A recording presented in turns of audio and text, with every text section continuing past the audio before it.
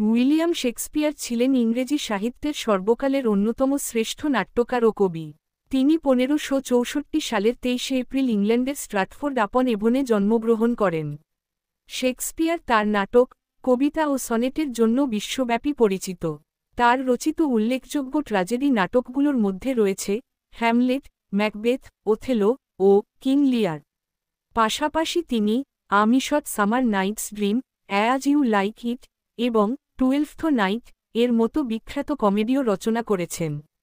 শেক্সপিয়ারের লেখনীতে মানব চরিত্রের গভীর মনস্তাত্ত্বিক বিশ্লেষণ, জটিল আবেগ ও সামাজিক বাস্তবতার চমৎকার প্রতিফলন দেখা যায়। তিনি ভাষার দক্ষ ব্যবহারের মাধ্যমে ইংরেজি সাহিত্যে বিপ্লব এনেছিলেন এবং নতুন শব্দ ও বাক্য গঠনের মাধ্যমে ভাষাকে সমৃদ্ধ করেছিলেন। শেক্সপিয়ারের রচনাগুলি আজও নাট্যজগতে মঞ্চস্থ হয় এবং বিভিন্ন ভাষায় অনূদিত হয়েছে। তার সাহিত্যকর্ম মানব সভ্যতার অমূল্য ধন। 1616 সালের 23 এপ্রিল শেক্সপিয়ার মৃত্যুবরণ করেন। তবুও তার সাহিত্যকীর্তি চিরকালীন হয়ে রয়ে গেছে। তিনি শুধু ইংরেজি নয়, বিশ্বসাহিত্যেরও এক অমর নক্ষত্র।